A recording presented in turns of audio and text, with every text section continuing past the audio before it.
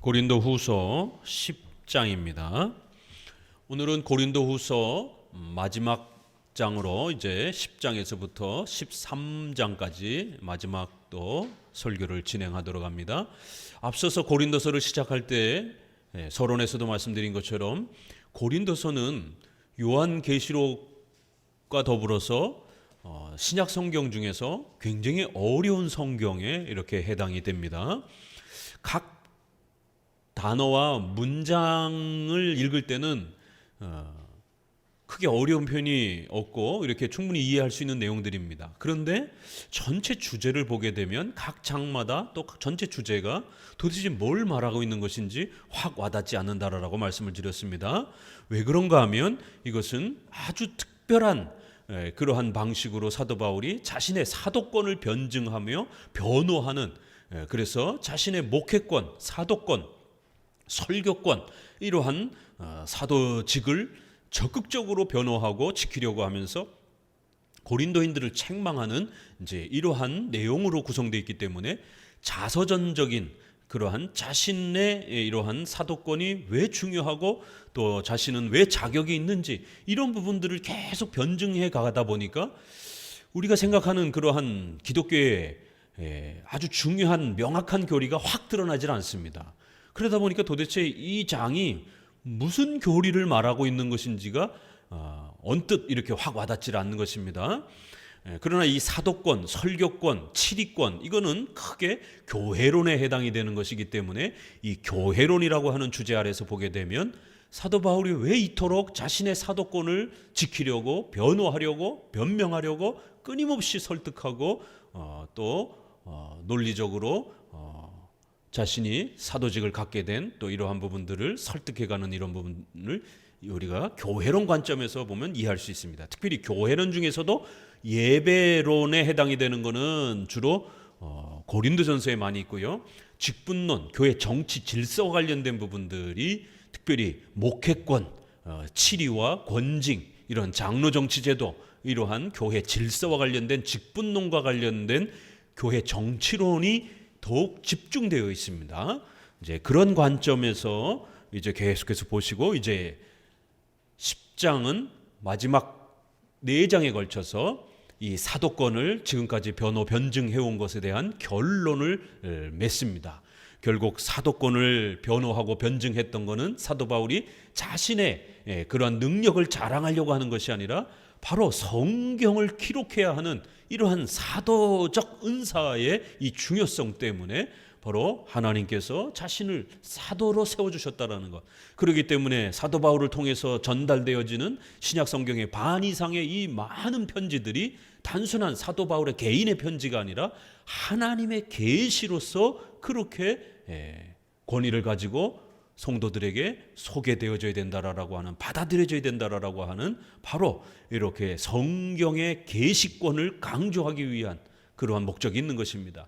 그리고 더 나아가서는 이제 사도가 자신의 제자들인 디도라든가 또 디모데라든가 이러한 자신이 또 세운 목회자들, 또 그러한 목회자들이 각 지역을 교회를 돌아보면서 통치하고 설교하고 또 치리와 교회 정치를 돌볼 때 또 그들의 목회권과 그들의 또 교회 직분권에 대한 부분들을 존중하고 복종하고 또 받아들이라라고 이렇게 소개를 합니다. 사도 바울은 성경을 기록할 수 있는 사도권에 대한 문제와 또 자신이 파송하는 제자들의 그런 목회권, 이러한 사도권과 목회권에 대한 이 신적 권위를 성도들은 잘 이해해야 된다는 것이에요.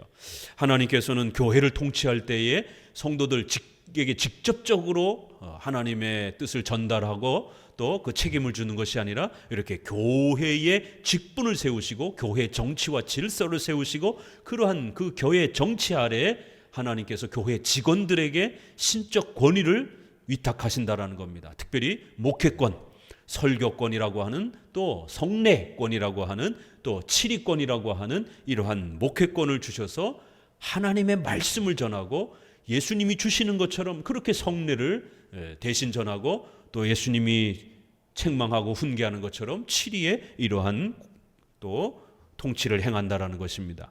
그렇기 때문에 성도들이 장로 교인이 된다라는 게 무엇인지, 성경적 교회 정치는 끊임없이 우리가 복음서부터 읽어온 것처럼 장로 정치라는 것을 배워왔습니다.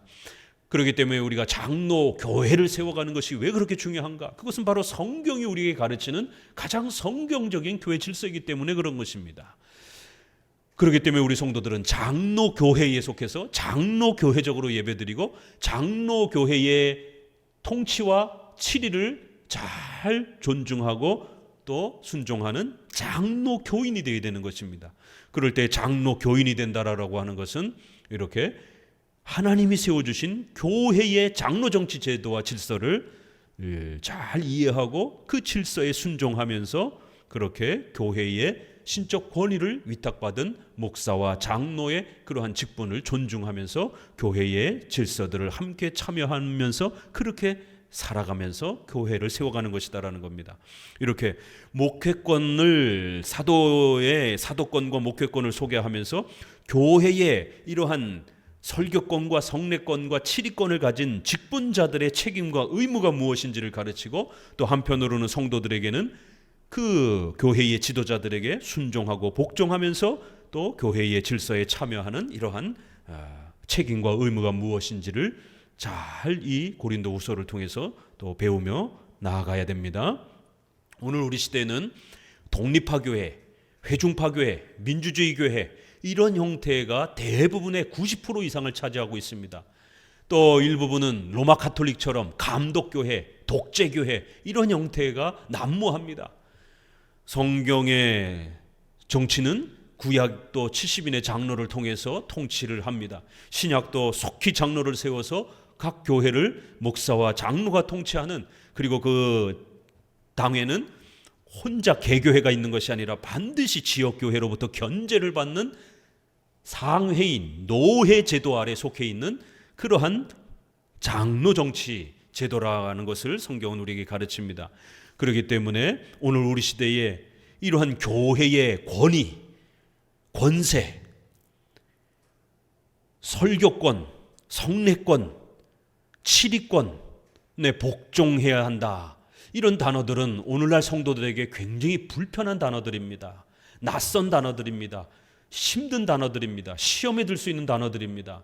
왜냐하면 오늘 우리 시대에는 복종하고 순종하는 것보다는 객관적이고 공적인 신앙 고백을 따라서 살아가는 것보다는 또 견제를 받는 상회와 노회와 통치제도와 이러한 교회법 아래에 속박을 받는 이러한 방식을 싫어합니다. 전부 다 경건주의 영향을 받아서 주관주의적 해석, 주관적인 신앙 고백, 주관적인 그러한 자기 사적인 그러한 신앙 체험, 사적인 그러한 판단, 사적인 그러한 생활, 이렇게 자기가 중심이 돼서 자기 마음대로 해석하고 자기 마음대로 설교를 재단하고 자기 마음대로 교회 생활을 판단하는 자유교회 시대에 살아가고 있습니다. 그렇기 때문에 일정한 견제를 받는 목사, 견제를 당회로부터 견제를 받는 성도, 견제를 받는 교회, 교회법적 질서에 복종해야 되는 목사, 당회의 설교와 통치에 복종해야 되는 성도, 이러한 법치주의, 신앙 고백주의, 이러한 견제주의는 오늘 우리 시대에 굉장히 낯선 겁니다.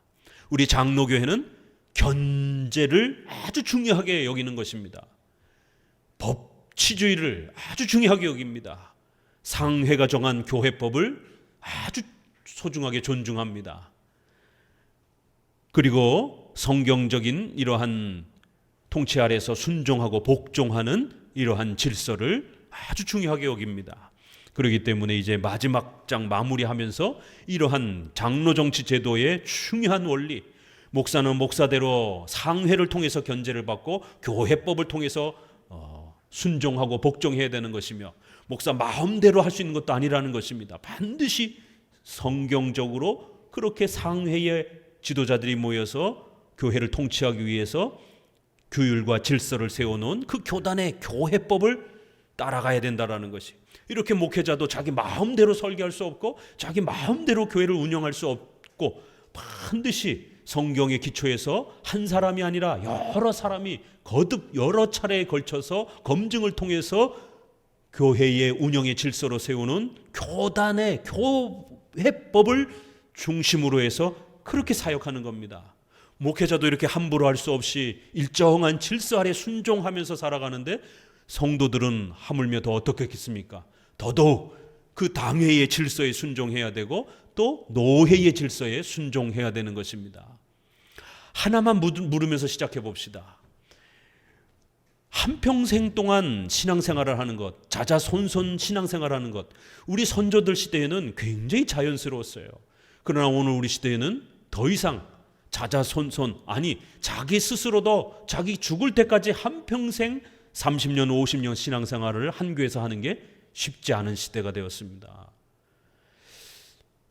9개가 맞는데 하나만 틀려도 자꾸만 교회를 옮기려고 해요. 이러면 안 된다라는 겁니다. 7, 8개 정도가 맞는다는 거 굉장히 많이 맞는 겁니다. 부부지간에도 의견이 차이가 있는데 내가 목회하지 않는 이상 목사님의 설교와 목사님의 이러한 장로 정치에 또 교회 운영과 통치에 대해서 어떻게 100% 마음에 들겠습니까? 아니 부부지간에도 가정을 운영하는 데 있어서 마음에 안 들어서 서로 잔소리도 하고 티격태격 의견이 안 맞아가지고 충돌을 일으키고 싸우기도 하고 그러는데 남남이 만나서 더더구나 성경을 해석하는 이러한 선생님과 학생으로 만난 이러한 목사와 성도 사이에 당연히 불일치가 일어나죠. 아니 선생님하고 학생하고 어떻게 모든 그러한 그 학문과 학습과 성경에 대한 이해와 깊이가 똑같을 수 있다라고 생각하면 그건 교만이죠. 그럼 목회자가 10여 년 이상 죽을 고비를 하면서 서재에서 공부하고 피땀 흘려서 연구하고 또 합법적인 자격을 갖추기 위해서 시험을 치르고 이렇게 전문성을 갖추기 위해서 노력한 이 수많은 시간들이 뭐하러 필요가 있습니까? 성도하고 똑같은 수준이 돼버리면. 오늘 우리 시대에는 목사가 너무 많다 보니까 또 목사가 1년 2년만 하면 막 안수를 받고 그러니까 성도들이 설교를 들어보면 저 정도는 나도 하겠다 이렇게 돼버리는 거예요. 목회자들이 성경을 연구하지 않으니까 성도들보다 성경을 더 모르는 이런 정말 비참한 시대가 된 겁니다. 그러다 보니까 성도들이 목회자의 전문성을 인정하지 않는 이러한 무교회주의, 무형교회 중심의 이러한 형태가 돼버린 겁니다.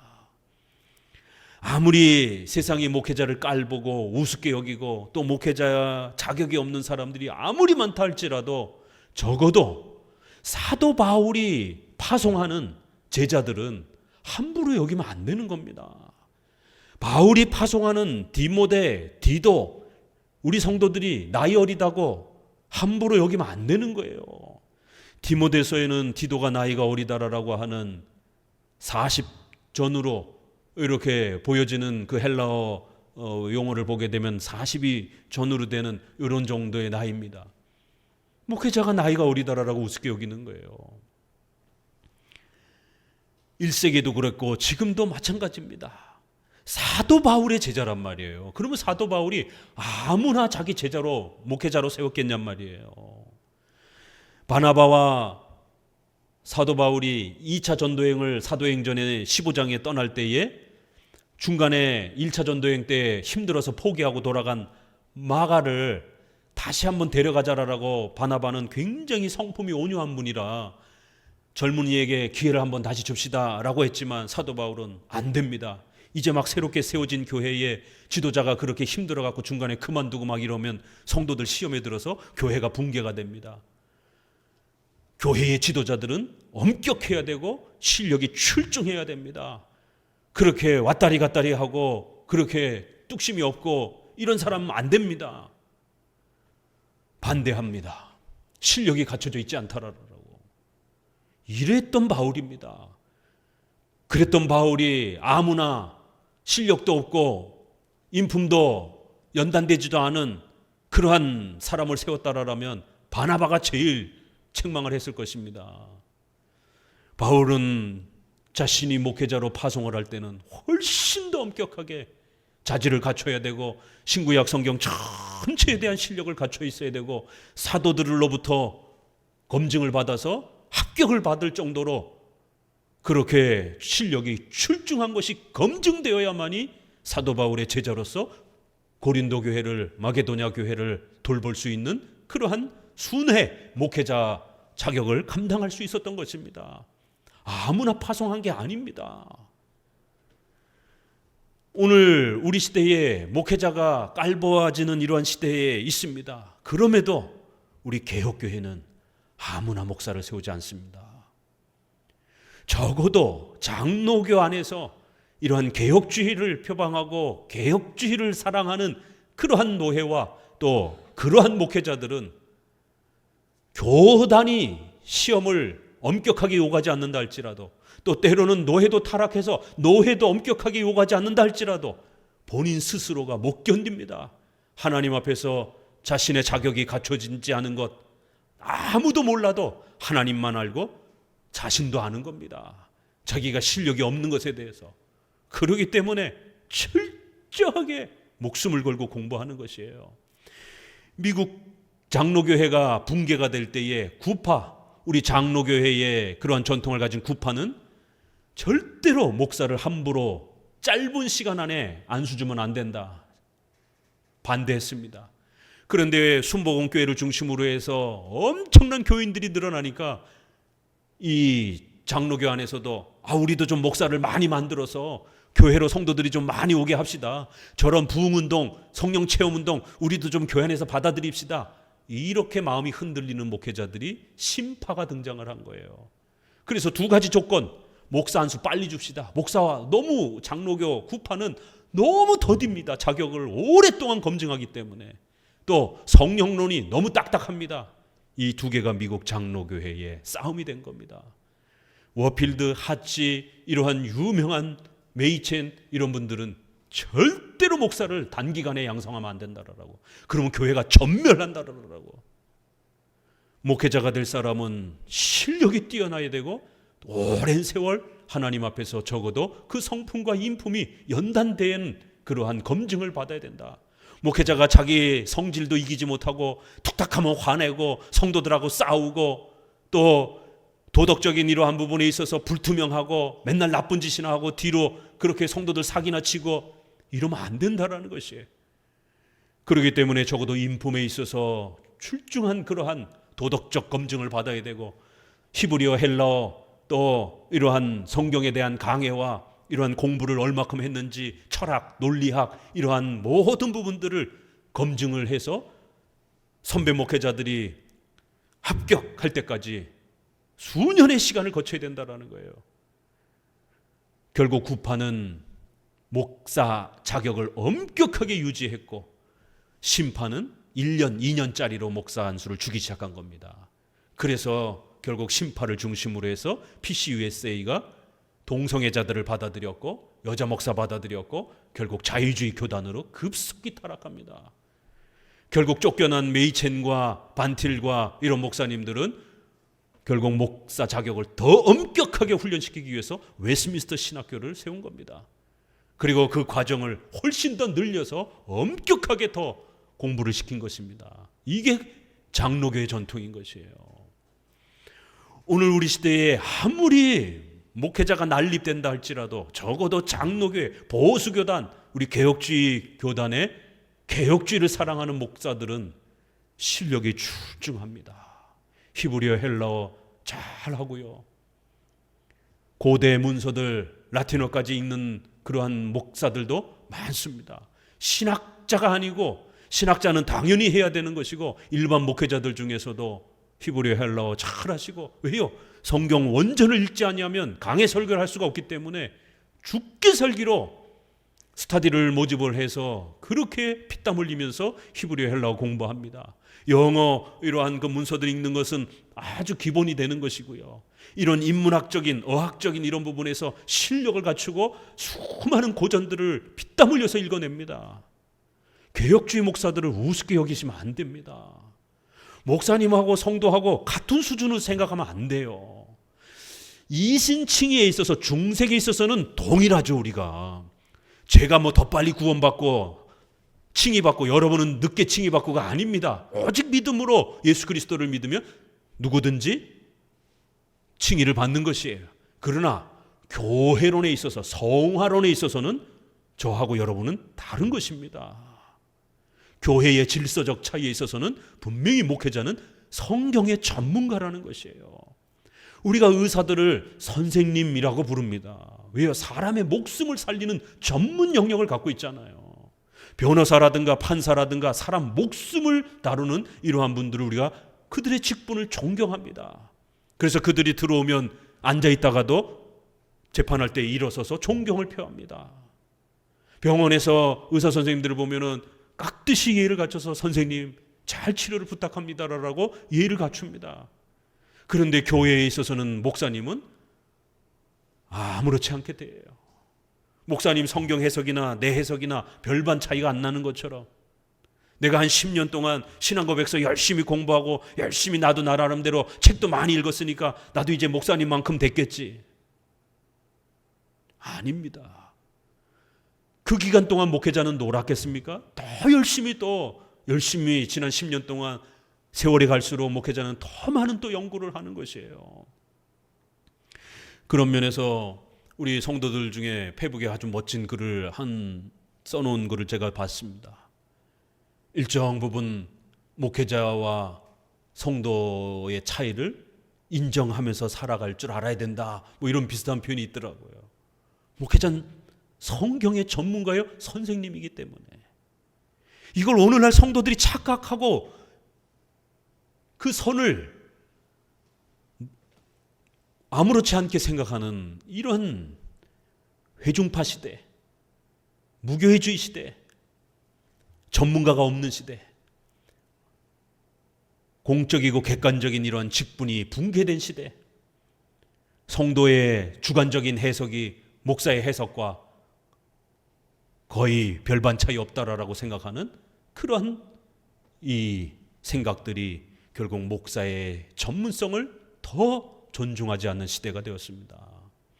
적어도 남들은 그렇다 할지라도 우리 장로교회 성도들은, 우리 개혁주의를 사랑하는 성도들은 사도 바울이 고린도후서에서 사도권, 목회권을 존중해야 된다라는 것. 목회권 안에는 설교권이 있고 성례권이 있고 치리권이 있는 것이에요.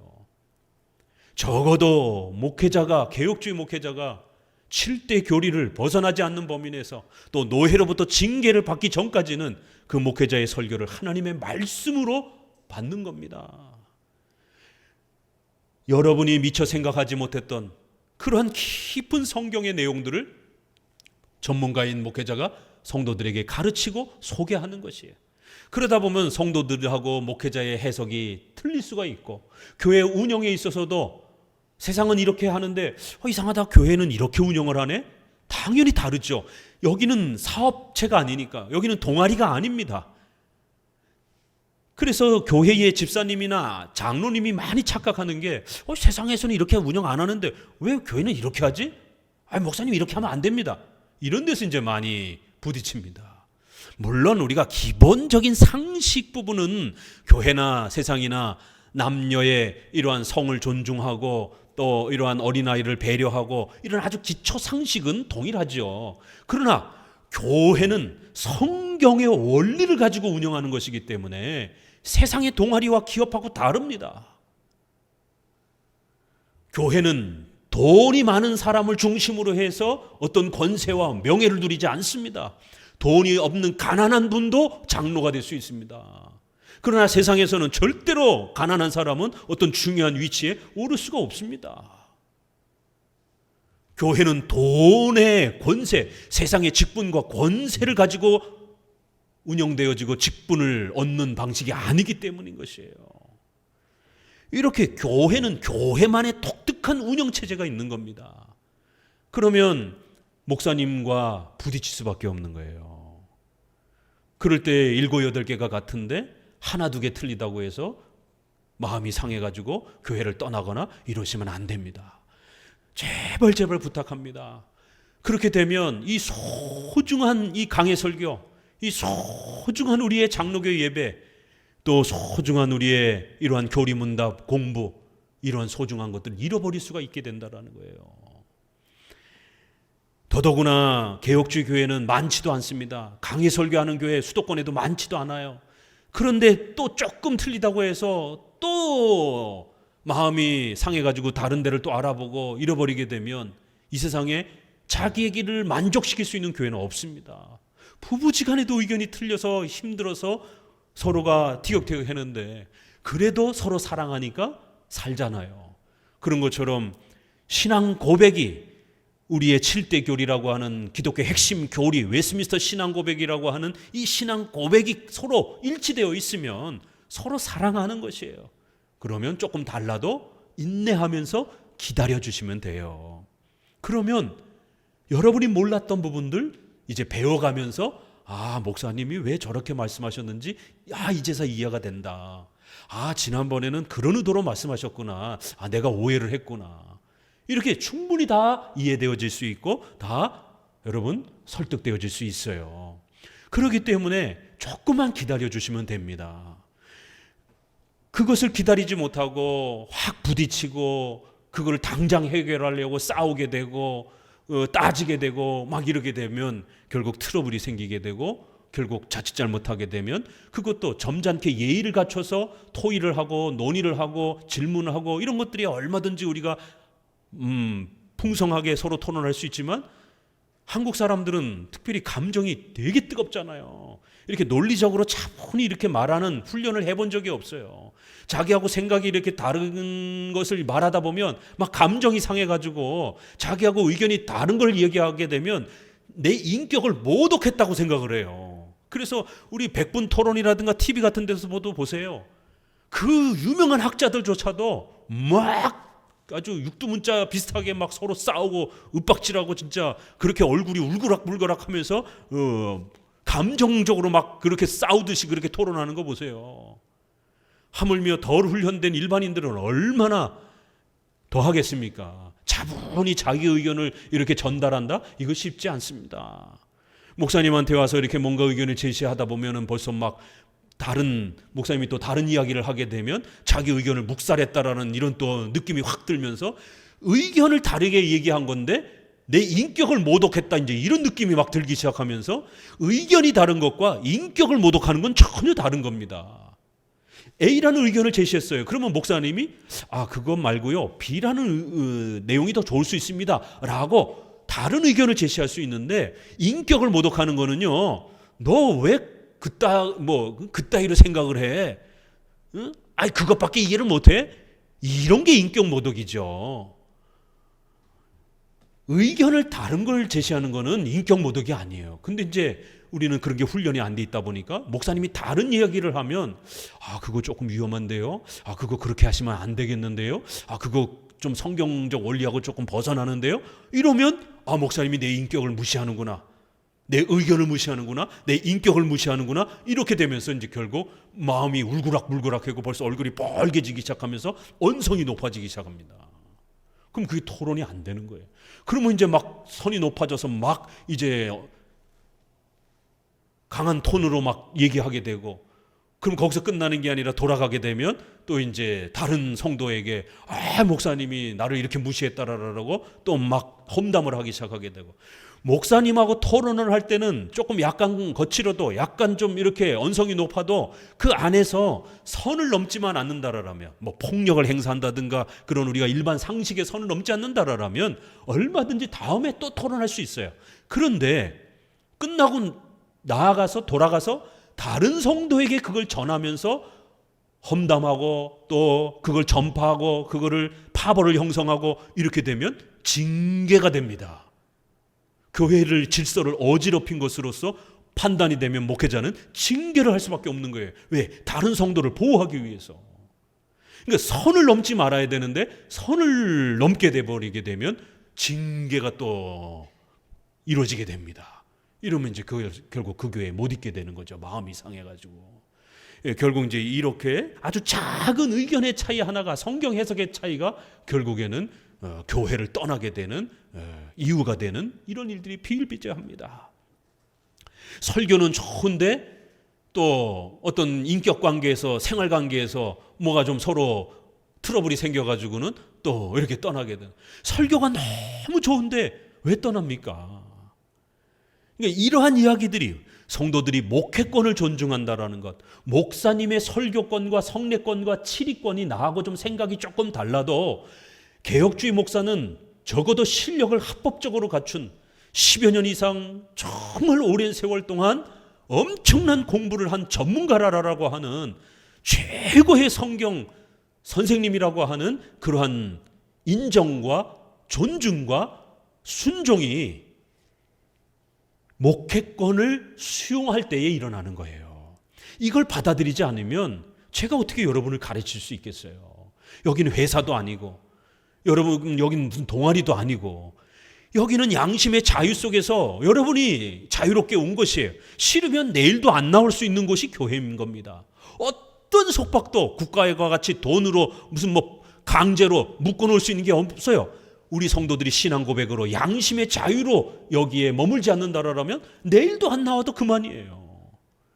그렇기 때문에 우리 성도들이 적어도 사도 바울이 파송한 디도와 디모데의 목회권을, 설교권을, 고린도 교회를 통치하도록 보낸 통치권을 받아들인다라는 게 얼마나 소중한 것인지, 바로 그러한 장로 정치 원리를 가르치는 것이. 그러면 오늘 우리 시대에도 이렇게 노회와 총회를 통해서 합법적 자격을 갖고 목사 안수를 받고 개교회의 담임 목사로서 청빙을 받고 사역을 할 때에 그 목사님의 목회권을 우리 성도들이 받아들이고 인정하고 하나님의 신적 권위로서 그렇게 존중하고 사랑하고 순종한다라는 것, 이거 쉬운 일이 아닙니다. 그래서 고린도후서는 성도들이여, 고린도 교회여, 제발 목회권, 사도권을 받아들이라는 거예요. 거짓 선생들한테 속아가서 너희 마음대로 해, 사도 바울 이상해, 사도 바울이 파송한 제자들도 나쁜 인간들이야, 너희들의 자유를 빼앗고 있어, 너희들 마음대로 신앙생활해도 돼, 이런 식으로 거짓 선생들이 험담을 하면서 결국 사도 바울의 외모, 말도 제대로 못해, 키도 작아, 외모를 헐뜯었습니다. 또 사레비를 고린도 교회가 어려워 보여가지고 안 받았더니만 너희를 무시하는 거야. 마케도냐 교회는 사레비를 받으면서 너네 교회는 왜 돈을 안 받아? 조금 주니까 안 받는 거야? 너희들 무시하는 거야. 얼마나 우리 기분 나빠. 우리가 모아가지고 그래도 정성껏 사레비를 드렸는데 우리 돈은 작다고 무시하고 말이야. 사레비 문제. 그 다음에 마케도냐 교회를 먼저 가니까, 고린도 교회를 먼저 온다고 했다가 일정을 바꾸니까 사도 바울은, 목사님은 독재야, 이랬다 저랬다 자기 마음대로 하고, 왜 일정을 우리랑 약속한 걸 바꿔, 우리랑 의논하지도 않고, 독재야 독재. 이렇게 사도 바울의 행정 판단권에 대한 부분들을 시비를 건 겁니다. 이제 이게 마무리가 되는 거예요. 자, 그러면 이제 우리 10장 1절 한번 본문 읽어봅니다. 너희를 대하여 대면하면 겸비하고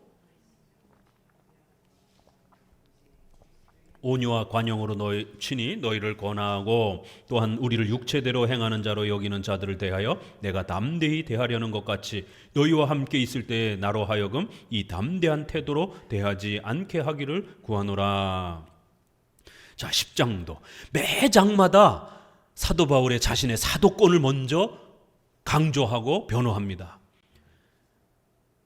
너희를 대하여 대면하면 아주 이렇게 눈치 보고 겸비하고, 떠나 있으면 아주 의시되는, 이런 식으로 바울을 욕하고 있다라는 거예요. 거짓 선생들이 바울을 험담한 거예요. 그래? 내가 그렇다고?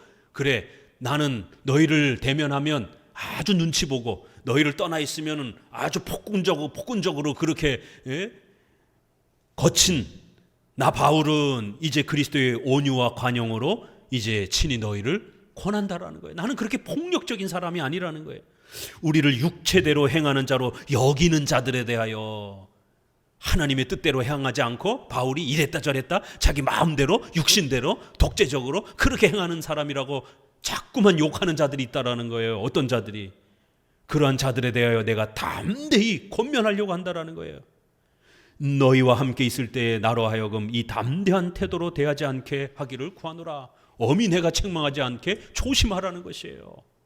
바울을 험담하고 이런 것에 대해서 꾸중하는 겁니다. 자, 그럼 본문으로 이제 267페이지로 와서요. 10장에서 13장은 고린도 후서의 후반부에 해당이 됩니다. 전반부가 온화한 형태로 사도권을 변증한 성격이라면 후반부는 매우 강경하고 엄중하게 책망하면서 변증하는 형태입니다.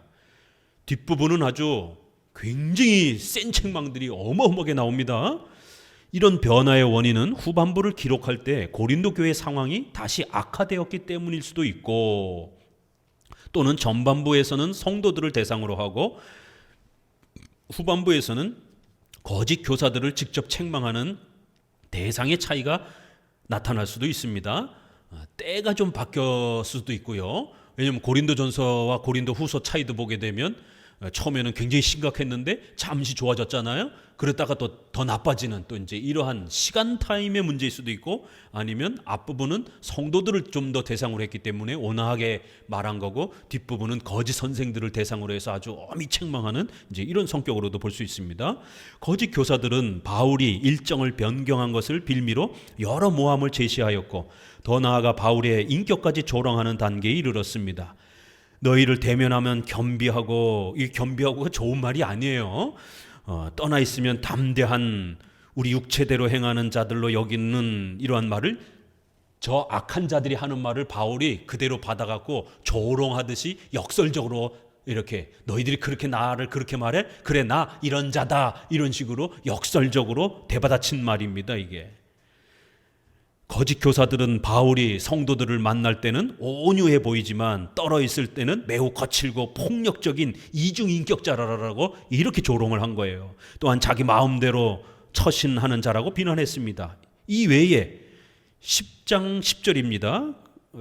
오탑니다. 같이 읽어봅니다. 저희 말이 읽으세요. 중하고 힘이 있으나 그 몸으로 대할 때는 약하고 말이 시원치 않다 하니, 10장 10절에 이런 내용들이 나오는 거예요. 그러니까 바울이 왜 이런 내용들을 이렇게 많이 이야기할까? 이 전체 흐름을 모르게 되면 이 구절 하나하나를 여러분 개인한테 어떻게 적용할 거예요?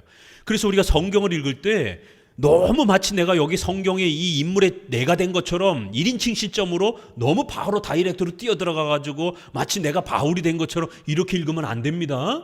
사적으로 그렇게 너무 바로 뛰어들어가서 읽는 게 아니에요. 성경은 항상 공적으로, 객관적으로 도대체 여기서 무슨 내용이 말하고 있는 것인지를 충분히 읽어낸 다음에 거기서 교리를 찾아내고, 그 교리를 내가 받을 건가 말을 건가, 이 교회론의 이런 질서들을 내가 순종하고 받아들일 건가 말 것인가의 문제지, 내가 바울이 돼가지고 그렇게 내가 약하고 말이 시원찮, 아니 여러분 말이 시원찮아요? 어떻게 적용할 거예요? 그렇잖아요, 그죠? 아니 목사님 저는 말 잘해요. 그런데 이 구절을 만약에 제가 읽으면 몸으로 대할 때는 약하고 말이 시원찮다? 나는 말 잘하는데 이거 어떻게 적용할 거예요? 그렇게 개인적으로 바로 적용해서는 안 된다라는 겁니다. 지금은 사도 바울의 사도권을 비난하고 조롱하는 문제를 지금 집중해서 보셔야 되는 거예요. 이런 거짓 교사에 대하여 바울은 우리가 어떤 자기를 칭찬하는 자로 더불어 감히 짝하며 비교할 수 없노라. 그러나 저가 자기로서 자기를 헤아리고 자기로서 자기를 비교하니 지혜가 없도다. 12절도 이런 내용들이에요. 그러니까 이제 이 고린도서는 읽다 보면 이게 굉장히 답답한 거예요. 뭐 이렇게 확 와닿는 예수님이 우리를 위해서 죽으셨습니다, 뭐 이런 내용도 많이 없어요.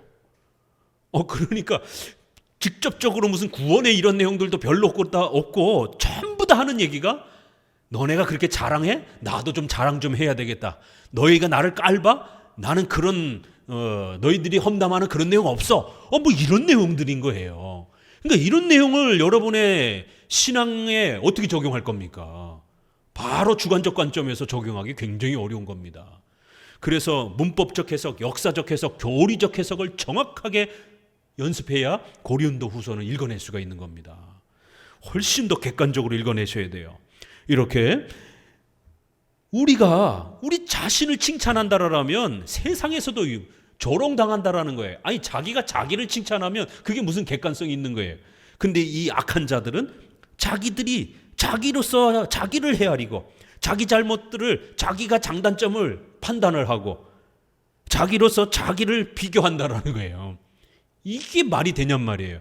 적어도 실력 있는 전문가들이 그 사람의 설교의 자격을 살피고 검증을 해줘야 되는 것이지, 아니 자기가 공부해놓고 나 성경 많이 읽었어, 자기가 자기 자신을 비교하면서 나 괜찮은 실력자야, 이렇게 성도들 앞에 자기의 자격을 이야기하게 되면 그건 거짓말이죠. 그건 조롱당할 이야기죠. 누가 그거를 믿겠습니까? 의사가 되려고 하는 사람이 나 이제 의사 됐어, 이러면 누가 믿어요? 국가고시에 시험에 합격을 해야 공적으로 인정을 받는 거죠. 그 자격을. 자기가 자기를 비교하고 자기가 자기를 검증하면서 자기가 자기 실력을 그렇게 자랑하고 이러는 거는 그건 정말 우스꽝스러운 거라는 거예요. 지혜가 없는 어리석은 것이다라는 거예요.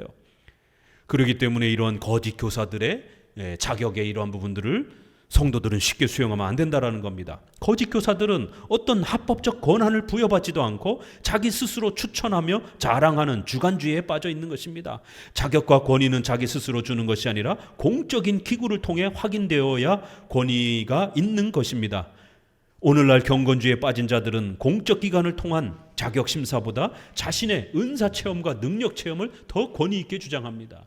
이 고린도후서가 오늘 우리 시대하고 똑같습니다. 오늘날 목사들 보세요. 전부 다 자기가 자기 실력을 검증하잖아요. 자기가 성경 1000번 읽었다, 자기는 성경의 전문가다, 자기는 능력 체험 받았다, 성령 체험 받았다, 전부 다 자기 주관 체험만 강조하는 거예요.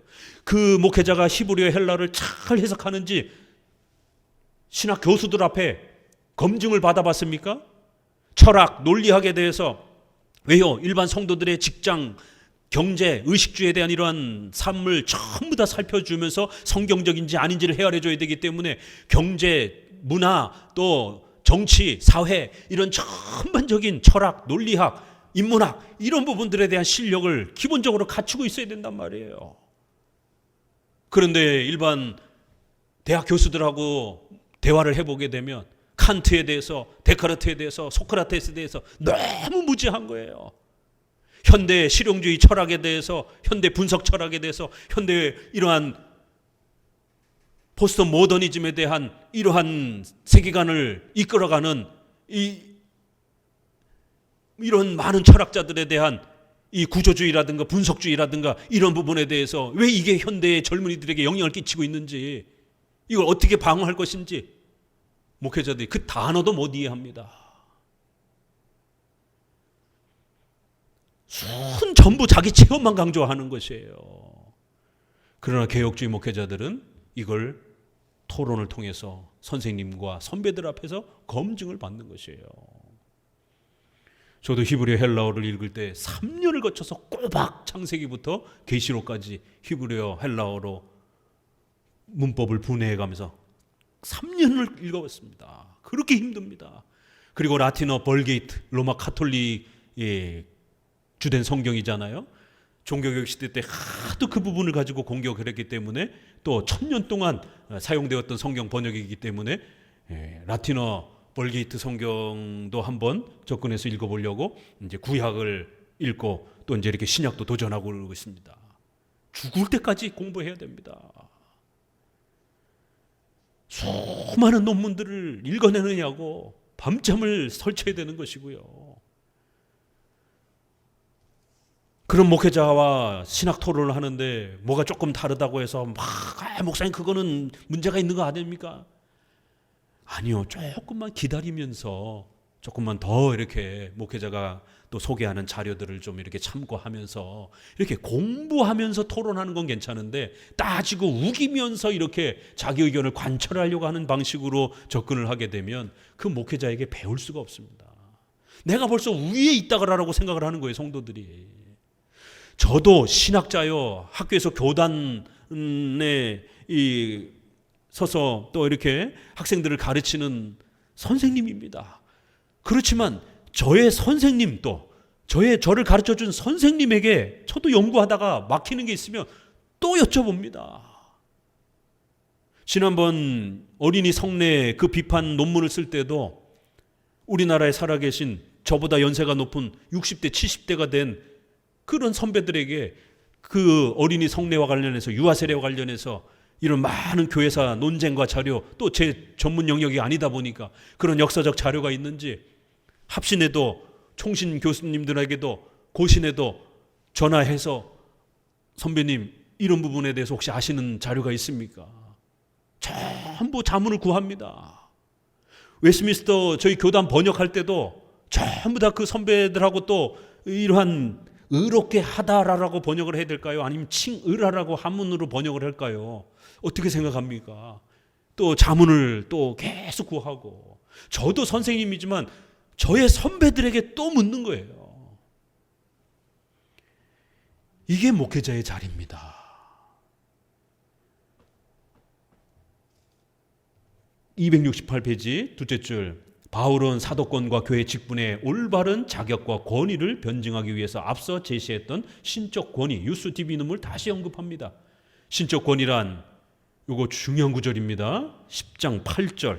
10장 8절에 우리 종교개혁자들이 교회론을 언급할 때 가장 많이 사용했던 구절입니다. 웨스트민스터 신앙고백서에서도 이 구절을 사용하고, 칼빈의 기독교 강요 교회론에서 이 구절 굉장히 많이 사용합니다. 10장 8절 같이 읽어봅니다. 주께서 주신 권세는 너희를 파하려고 하신 것이 아니요 세우려고 하신 것이니 내가 이에 대하여 지나치게 자랑하여도 부끄럽지 아니하리라. 여기 보세요. 주께서 주신 권세가 있다라는 거예요. 이걸 성도들 모두에게 준 게 아니라는 겁니다. 사도 바울 자기에게 하나님이 이 권세를 주셨다라는 거예요.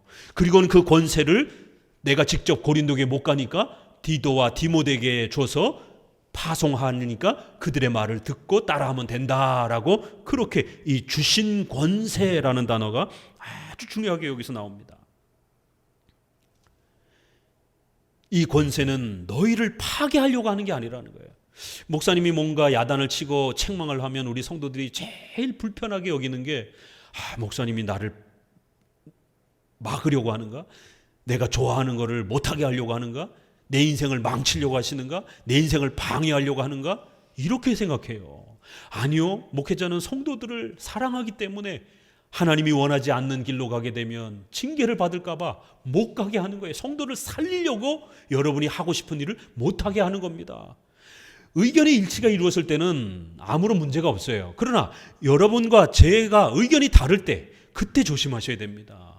여러분이 뭔가를 하려고 할 때 제가 이건 비성경적입니다, 이건 조심하셔야 됩니다, 그렇게 하면 안 되겠습니다 라고 말리기 시작하게 되면 그때부터 성도들은 목사님이 나를 살리기 위해서 브레이크를 건다 이렇게 생각하지 않고 목사님이 나를 방해하는구나, 대부분 이렇게들 많이들 생각해요. 아니요. 목회자는 여러분의 부모 다음으로 여러분이 가장 잘 되기를 원하는, 밤낮으로 우리 성도들이 잘 되기를 원하는 사람이 목회자의 위치입니다. 그런데 왜 목회자가 여러분이 안 되기를 바라겠습니까? 잘 되기를 바라야죠. 하나님께서 목회자에게 주신 권세는, 설교를 하라고 주신 권세는, 우리 성도들을 신방하고 돌보면서 권면하라고 준 그러한 신방과 상담의 이런 권세는 성도들의 앞길을 막으려고 하는 게 아니에요. 성도들이 하나님의 더 큰 복을 받을 수 있도록 도와주려고 하는 겁니다. 망가뜨리려고 파하려고 주신 권세가 아니라, 야단을 치니까 고린도 교회 성도들이 우리를 망치려고 한다 이렇게 생각을 하는 거예요. 그러니까 바울이 아니라는 거예요. 너희를 망치려고 내가 너희를 책망하는 게 아니라 너희를 세워주려고 한다는 거예요. 하나님의 칭찬과 복을 받을 수 있도록 너희를 세워주려고 이 치리와 권징을 행하는 것이지 너희를 파괴하려고 하는 게 아니다라는 거예요. 그러니까 왜 이런 말을 하겠어요? 이게 바로 신적 권위에 대한 순종과 불순종의 문제가 지금 부딪히고 있기 때문에 그런 겁니다.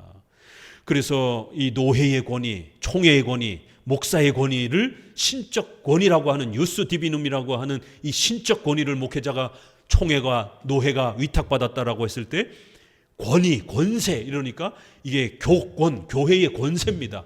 그럴 때 이걸 로마 가톨릭은 맹목적으로 율법주의로 성경에도 없는 사제들의 욕망을 표출하기 위한 법을 만들었기 때문에 잘못된 거예요. 그러나 성경에 있는 규정을 성도들에게 제시한다라면 그건 올바른 교권입니다. 교회의 권세인 거예요. 그러나 오늘날 회중파와 독립파는 교회법, 교권, 법 이런 거 싫어하잖아요. 복종, 순종 이런 거 싫어하잖아요. 그러니까 하나님의 말씀이 성도들에게 무시가 되어지는 거예요. 내가 그냥 좋으면 받고 내가 싫으면 안 받는 거예요. 아무리 하나님 말씀이라도. 그러나 우리 장로교회는 교회의 권세, 법 이러한 규칙 아래에서 순종하는 겁니다. 하나님이 세워주신 신적 권세로 목회자의 설교를 하나님의 말씀으로 받고 또 그러한 목사와 장로들이 모여서 교회법을 정했다라면 그러한 교회법에서 이단으로 판정했다라면 조심해야 되는 겁니다. WCC, NCCK 이러한 단체들은 절대로 기독교적인 단체가 아닙니다. 우리 교단에서 아주 위험한 단체로 선언을 했습니다. 매년 이단 단체가 또 선언됩니다. 그러면 내 생각하고 좀 다른다 할지라도 순종해야 되는 것이에요. 이러한 너희에게 하나님의 말씀을 전하기 위해서 하나님이 바울에게 주신 권세지 이거 성도에게 준 권세가 아니에요. 이걸 자기 이름을 여기다 집어넣어가지고 주님께서 나에게 권세를 주셨다. 그럼 그 권세 가지고 뭐 하시려고요? 세례 줄 겁니까? 설교할 겁니까? 성도가 그렇게 할 수가 없잖아요. 그렇기 때문에 주께서 주신 권세, 바로 사도 바울에게 준 사도권, 목회권을 말하는 거예요. 자, 주께서 주신 권세, 텍스 엑수시아스, 헤몬 이렇게 헤스 엣 노켄 이렇게 호퀴리오스 이렇게 되어 있습니다. 어서리티라고 하는 권세라는 거예요. 교권, 교회에는 권세가 있다라는 것입니다. 우리가 함부로 할 수 있는 그런 게 아니라 반드시 하나님의 말씀에 입각하여 교회법으로 세워졌다라면 개교회와 성도, 목사님 모두가 그 법에 순종해야 된다라는 거예요. 독립파나 회중파는 교회법적으로 인정하지 않지만 장로 정치는 웨스트민스터 정치 형태의 같이 읽어봅시다. 모든 회의체들이 교회 치리를 시행할 각각의 권리가 있는 것은 합법적이요. 하나님의 말씀에 여기 파워라고 이렇게 돼 있어요. 권리, 권세 이거를 행사하는 것이 합법적이라는 겁니다. 또 성경적이라는 것이에요. 그렇기 때문에 이러한 권세를 목회자가 시행하는 것 합법적이라는 겁니다. 이런 권세에 성도들이 순종하는 것 합법적이고 성경적이라는 거예요. 이 신적 권위는 무제한적인 독재 권력은 아닙니다. 그래서 여기 아주 중요한 표현이 나와요. 10장에 왜 이런 표현이 나오는 겠습니까? 바로 이 유스 디비눔 신적 권위가 무엇인지를 가르치는 거예요. 우리는 분량 밖에 자랑을 하지 않고 오직 하나님이 우리에게 분량으로 나눠주신 그 분량의 한계를 따라 하노니 13절에 또 15절 같이 읽어봅시다. 분량 밖에 자랑하는 것이 아니라 오직 너희 믿음이 더할수록 우리의 한계를 따라 너희 가운데 더욱 위대하여지기를 바라노라는 말씀처럼 하나님께서 제한해 두신 범위와 분량 안에서 위탁된 권세입니다. 목회자의 권세는 교황이나 사제들처럼 자기 멋대로 자기들의 그 권세를 독점하기 위한 그러한 독재적 권세가 아니라 목회자의 권세는 분량 밖으로 넘어가면 안 된다는 거예요. 하나님이 제한해 주신 그 범위를 넘어서서는 안 된다는 거예요. 하나님이 주신 설교권, 성례권, 또 그 다음에 치리권 그 세 가지 양에 머물러야 된다는 거예요. 국가 위정자의 권세라든가 이런 거를 함부로 영향을 끼쳐서는 안 되는 겁니다. 교황이 왕을 임명하고 영향을 끼치고 이러면 안 된다는 겁니다. 목사의 역량이 아니라는 거예요. 목사의 역할이 아니라는 겁니다. 목사에게 주신 할당된 양이 아니라는 겁니다. 그거는 국회의원들이 시민이 알아서 할 일이지 목회자가 할 일이 아니라는 것이에요. 하나님이 정해주신 분량과 범위가 있다는 거예요. 오직 성경 안에서 제한된 범위는 그 권세라는 겁니다. 그래서 성경의 범위를 넘어서는 권세를 행하게 되면 그건 월권이라는 것이에요. 이렇게 신적 권위는 분명히 성도들이 존중해야 됩니다. 그리고 그 신적 권위란 절대적인 맹목적 권위가 아니라 반드시 분량과 한계를 범위를 가지고 있는 오직 성경의 견제를 받는 성경 안에 있는 그러한 내용을 권위를 행사하는 그런 오직 성경에 입각한 그러한 권세라는 겁니다. 그 분량의 한계를 따라 영어 성경도 보면 the measure of the rule 이 규칙에 일정한 분량이 있다라는 거예요. 목회자가 모든 걸 다 할 수 있는 게 아니라는 겁니다. 이렇게 아주 정확하게 신적 권위는 오직 성경의 제재를 받아야 된다라고 이렇게까지 소개하면서 모든 이론을 파하며 하나님 아는 것을 대적하여 높아진 것을 다 파하고 모든 생각을 사로잡아 그리스도에게 복종케 하는 바로 성도들의 사상과 마음과 양심을 깨우쳐서 그리스도 앞으로 나오게 하는 그러한 권세라는 것이에요. 이게 세상에 무슨 경찰, 검찰 이러한 권세가 아니라는 겁니다. 신적 권위는 거짓된 교리를 제거하고 하나님을 아는 바른 지식을 전하여 예수 그리스도께로 복종케 하는 말씀에 대한 봉사입니다. 그리고 성경을 바르게 해석하기 위해서는 독립파나 회중판처럼 한 개인이나 한 교회의 해석에 의존하는 것이 아니라 상회의 견제와 교회법적 견제를 받는 장로 정치 제도의 해석적 견제를 포함합니다. 이와 같은 당회노의 총회의 교회법의 견제를 받아 야만 개인이나 개교회의 성경 해석이 검증을 받고 객관적 권위를 확보할 수 있습니다. 경건주의처럼 자기 혼자 해석하고 자기 해석만 옳다고 주장하며 자랑하는 것은 아무런 권위를 확보할 수 없습니다. 결국 교회 직분자에게 주어진 신적 권세는 웨스트민스터 신조 30장 1절 2절에 교회 직원들의 손에 정치를 제정해 주셨다. 교회 운영은 성도들이 하는 게 아니라 당회, 교회 직원들이 하는 거라는 겁니다. 이항 교회 직원들에게 천국 열쇠, 바로 설교를 하고 치리를 하는 권세가 맡겨져 있다라는 거예요. 회중들이 아니라 교회 직원들, 장로들에게 위탁된 권세라는 겁니다. 자, 11장 1절도 한번 읽어봅시다. 11장 1절 원컨대 너희는 나의 좀 어리석은 것을 용납하라. 청컨대 나를 용납하라. 내가 하나님의 열심으로 너희를 위하여 열심 내노니 내가 너희를 정결한 처녀로 한 남편인 그리스도께로 드리려고 중매함이로다. 내가 좀 어리석게 너희에게 말해야 되겠다. 이것도 굉장히 어려운 표현이에요. 왜 갑자기 사도 바울이 자기가 어리석다, 내가 좀 어리석게 말할 테니까 잘 들어봐라, 이렇게 표현을 하는 겁니다.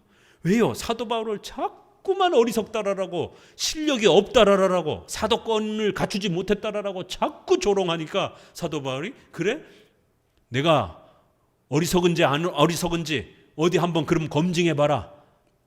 이러면서 11장에는 어리석다라는 말이 굉장히 많이 쏟아져 나옵니다. 내가 어리석어서 이런 말을 하는데 그래?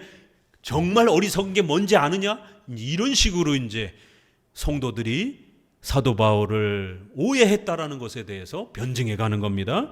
자, 11장은 사탄의 일꾼 15절에 그리스도의 일꾼 23절을 대조하며 참된 목사와 거짓된 목사를 구별하라고 엄중히 경고합니다. 11장 13절 저런 사람은 거짓 사도요 괴울의 역군이니라고 엄중히 경고하는 표현은 다른 복음을 전하면 저주를 받을지어다 갈라디아서 1장 9절에 이 말씀과 더불어 신약 서신 중에 가장 강한 책망입니다.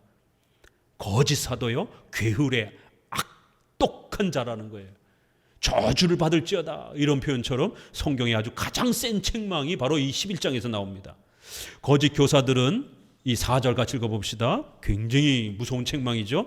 만일 누가 가서 우리의 전파하지 아니한 받게 하거나 혹 너희의 받지 아니한 다른 복음을 받게 할 때에는 너희가 잘 용납하는구나 라는 말씀처럼 다른 복음을 제시하는 악한 자들이기 때문에 교회에서 철저히 배제해야만 합니다. 바울은 이 죄의 근원을 뱀이 그 간계로 이와를 미혹해 한 것 같이 라고 하여 아담의 타락까지 거슬러 올라갔습니다. 오늘날도 사탄은 거짓 목사들을 이용하여 여전히 다른 예수, 다른 영, 다른 복음을 다양한 방식으로 전하고 있습니다. 즉 자유주의자들은 예수님을 사회 정치가로 소개하여 다른 예수를 전합니다. 이 사회정의, 인권, 평등, 정의 이런 거를 부르짖는 진보적, 좌파적 이런 목사들이 굉장히 많습니다. 특별히 개혁주의 안에도 이런 좌파적 성향이 굉장히 강한 분들이 있어요. 사회주의적 이러한 그 공산주의적 이러한 형태들이 오늘날에는 네오막시즘이라 해서 아주 세련된 문화주의 형태, 과거에는 폭력을 통해서 평등을 만들자라는 거예요. 그러나 최근에는 문화운동을 통해서 영화라든가 이러한 사회 제도를 개혁해서 평등하게 만들자. 이 평등에 미쳐있는 사람들이에요. 그러나 성경은 절대로 평등을 말하지 않습니다. 남녀에도 차이가 존재하고 구원에 있어서는 평등하죠. 그러나 차이를 이야기하기 시작합니다. 여자는 아이를 낳을 수 있고 남자는 아이를 못 낳습니다. 국가의 위정자와 시민의 차이가 있습니다. 목사와 신적 권위를 받은 자와 성도들의 차이가 있습니다. 개인의 사유재산을 가진 자와 노력해서 열심히 돈을 번 자와 게으른 자들은 분명히 재정적 곰핍을 당하는 차이가 존재합니다.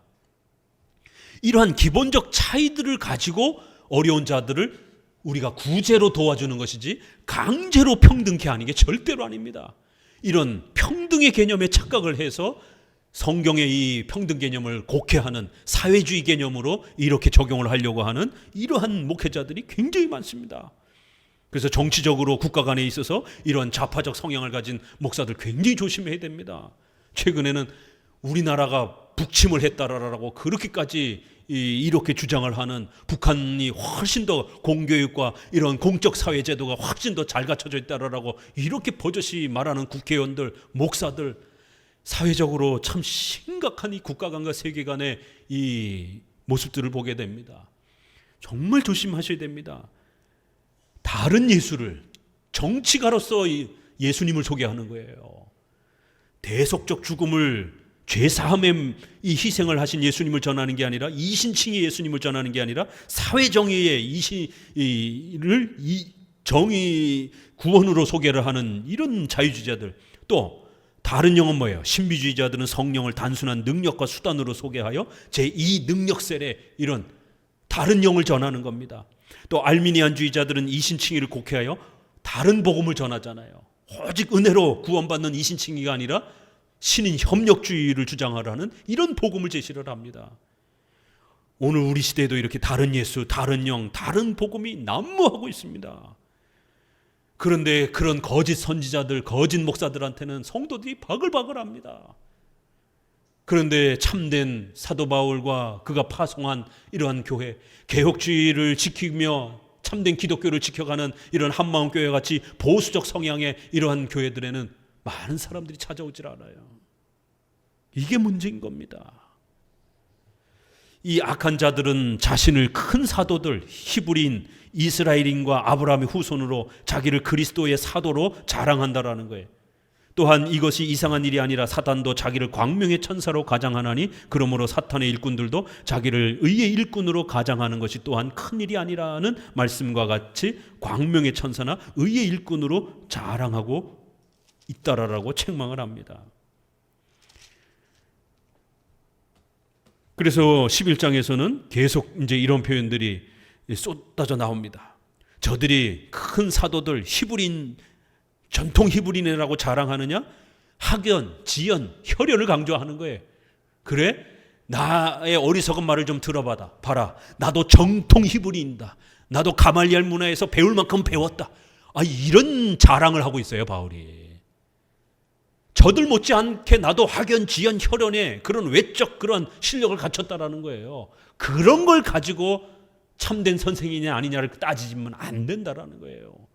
이렇게 참된 목회자를, 바른 목회자를 구별하는 기준점을 이야기하는 겁니다.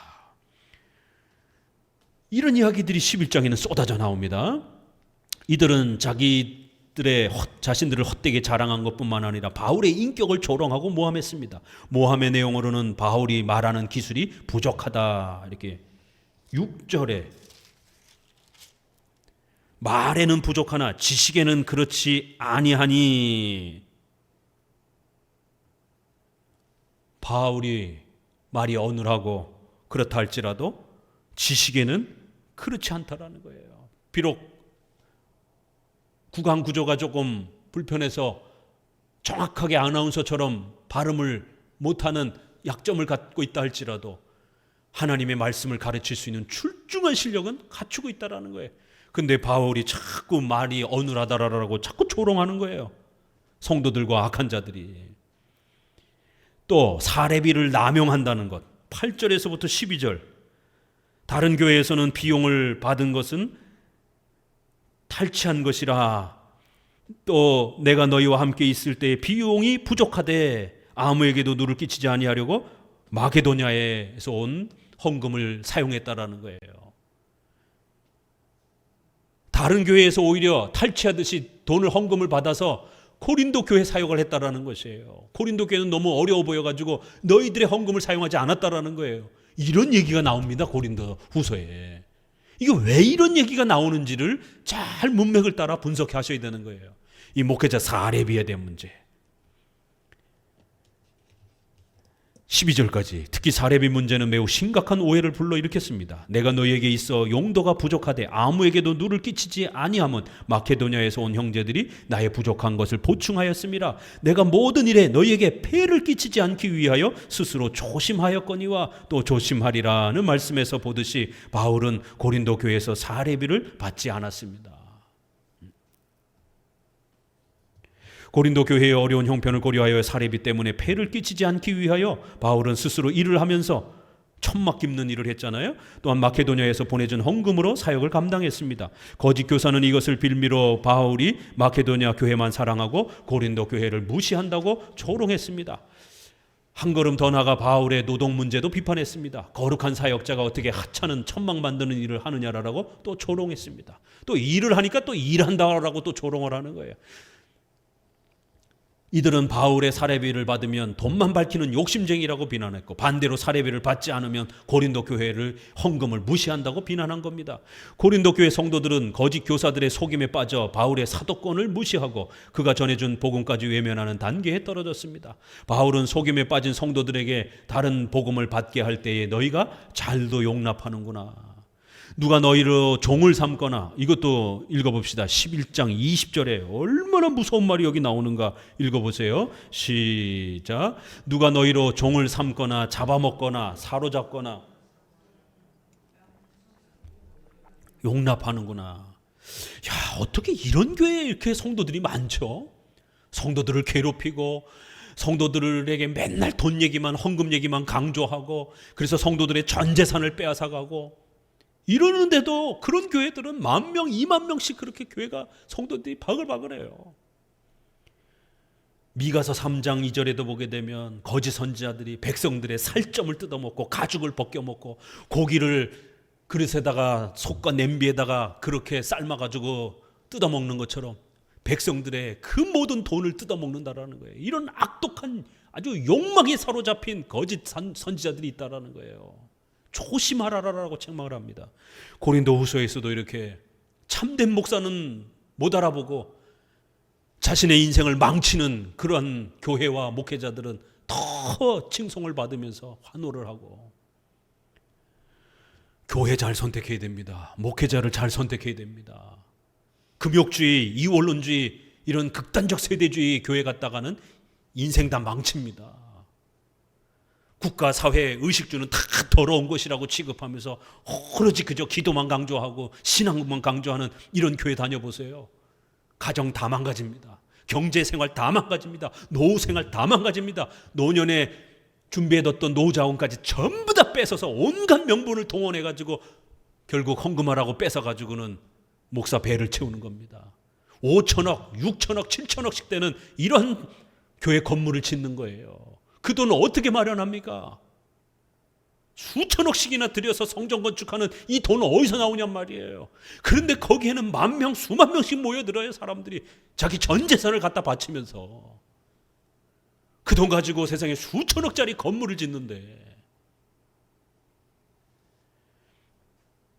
자기의 전 재산을 빼앗기고 전 삶을 빼앗기는데도 어서 가져가십시오, 내 살 다 뜯어먹으십시오, 내 가정 다 망가뜨리십시오, 이러면서 그런 교회들을 다니고 계시는 거예요. 잘도 용납한다라는 거예요. 근데 정말 사랑해서 책망하는 바울은 무시하고, 사도 바울이 가르치는 설교는 안 들으려고 하고, 폭력을 행사를 하고 뺨을 때려도 이게 은혜라는 것이에요. 최근에 이렇게 금욕주의 교회다가 다니다가 탈출한 분들 계시잖아요. 의외로 그런 교회들이 이 청교도나 개혁주의 안에도 죄를 엄격하게 억제한다라고 하는 이런 이유 때문에 그런 교회들, 금욕주의 교회들이 굉장히 많습니다. 아주 이런 잘못된 그런 청교도들이죠. 조심하셔야 됩니다. 교회 잘못 선택했다가, 목회자 잘못 선택했다가 인생 나만 망가지는 게 아니라 가족들까지 다 붕괴가 돼버립니다. 거짓 사도요 속이는 일꾼이요 사탄의 일꾼이며 어리석은 자들인 악한 직분자들을 고린도 교회 성도들은 검증도 없이 너무 쉽게 수용한다라는 거예요. 거짓 교사를 쉽게 수용하면 성도들의 재산과 삶이 빼앗기고 교회 전체가 파괴되는 고통을 겪게 됩니다.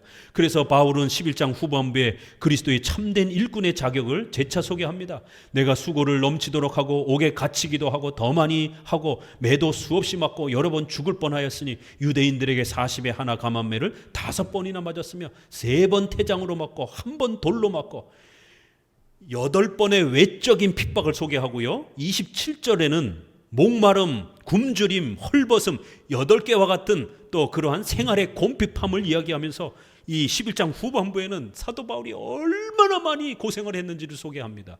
이거 여러분이 자신에게 대입해가지고 내가 신앙생활을 하면서 이런 고난과 어려움을 겪었다 이렇게 해석할 겁니까? 그렇게 해석하면 안 되는 겁니다. 적어도 사도권, 목회권을 받으려고 하는 예비 목사들은 이런 고난을 받을 각오하시라는 거예요. 저는 신학교에서 교회론 가르칠 때 우리 전도사들에게 이 부분을 반드시 소개합니다. 사관생도이기 때문에 여러분들은 지식에 있어서도 어마어마한 성도들보다 100배, 10배 공부해야 되는 거고, 또 하나님이 여러분의 목회자의 인품을 훈련시키기 위해서 성도가 안 받아도 되는 그러한 엄청난 고난을, 여러분은 사관생도이기 때문에 목숨이 왔다 갔다 하는 고난을 받을 거라라고. 그거 각오된 분만이 이 신학교 다니시라라고. 신학교를 들어선 순간 그때부터 죽을 각오를 하시라라고. 하나님이 가만두지 않습니다. 엄청난 연단을 통해서 인품의 훈련을 시킵니다. 저도 젊은 나이에 2번이나 죽을 뻔했습니다. 이거 각오가 돼 있어야 돼요. 적어도 그렇게 개혁주의 목사는 목사가 되는 거예요. 목사의 자리를 쉽게 생각하셔서는 안 됩니다. 아무나 이 자리에 앉히면 누구나 다 할 수 있는, 그렇지 않습니다. 또 목회자는 엄청난 신학 훈련을 통해서, 또 인품의 훈련과 고난을 통해서 세상을 바라볼 수 있는, 꿰뚫어 볼 수 있는, 성도들의 삶의 문제를 해결할 수 있는 통찰력과 직관력을 가져야 됩니다. 이건 또 하나님이 주시는 목회적 은사죠. 그래서 우리가 목사님들을 존중하는 거예요. 저도 목회를 하다가 답답하고 뭔가 잘 막히고 이러면 선배님들을, 저와 개인적으로 가까운 선배님들에게 또 여쭤보면서 어떻게 해야 목회를 잘할 수 있습니까? 이렇게 또 여쭤보기도 하는 거예요. 왜요? 그분들이 저를 보는 더 깊은 통찰력이 있기 때문에. 저희 선생님이 제가 MDB만 졸업하고 목회를 시작하면서 목회가 너무 바빠가지고 THM 대학원 공부를 중단했습니다. 이 선생님이 저를 불러서 식사하다가 신 목사님은 공부에 재능이 있습니다. 은사가 있습니다. 대학원 들어가서 공부를 좀 하세요. 저는 너무 자신이 없었어요. 목회를 지금 벌려놓은 것도 그렇고, 제가 이런 학문에 재능이 있다고요? 저는 그렇게 생각 안 하는데요. 선생님은 내가 나를 보는 것보다 저를 더 깊이 보신 겁니다. 지금 20년 뒤 지나서 지금 박사학위를 받고 교단의 신학 교수로 활동하고 있잖아요. 그래서 제가 MDB를 졸업하고 나서 THM 공부하기까지가 굉장히 늦었어요. 바로 들어가질 않고. 왜요? 중단을 했기 때문에. 그냥 목회나 해야 되겠다 이렇게 생각을 해가지고. 근데 선생님이 자꾸만 권면하셔가지고 저희 집사람한테 따로 불러가지고, 저기 목사님은 학문의 은사가 있어요. 선생의 은사가 있어요. 그러니까 좀 사모님이 설득해가지고 학교 사역 좀 하게 하세요. 나중에 보니까 사모님이 그 얘기를 하더라고요. 나한테도 얘기했다라고. 그 남편 좀 설득하라라고. 그래서 한 몇 년, 한 3년, 4년을 늦췄다가 나중에 결단해서 결국에는 대학원 박사과정 공부를 시작을 한 겁니다. 이렇게 선생님이란 이렇게 이끌어주는 분이에요. 목회자란 여러분을 또 통찰력 있게 여러분의 문제를 또 해결해 가는 것입니다. 이런 실력을 갖추기 위해서는 죽을 뚱살뚱 공부해야 되는 거고, 또 꿈에 이런 엄청난 고난과 환난을 하나님이 겪게 하는 거예요. 그래야 인생의 쓴맛과 인생의 이 고통스러움과 인생의 이 아픔들을 성도들이 겪으며 살아가는 인생의 그 눈물들을 목회자가 먼저 최대한 경험해 보도록, 그래서 성도들을 보살피고 성도들을 이끌 수 있도록 그러한 경험치를 주는 겁니다. 11장 후반부에 사도 바울이 얼마나 죽을 뻔했는지를 소개합니다. 자, 이제 12장 한번 또 읽어봅니다. 12장 시간이 많이 가서 여기 11장까지만 합시다. 뒷부분 남겨두고 뒷부분에 또 중요한 12장에 굉장히 중요한 부분이 있어서 조금 마치지 못했습니다. 11장까지만 오늘 이렇게 신적 권위, 교회론 부분과 관련된 부분 보고 다음에 한 번 더 합시다. 기도합니다.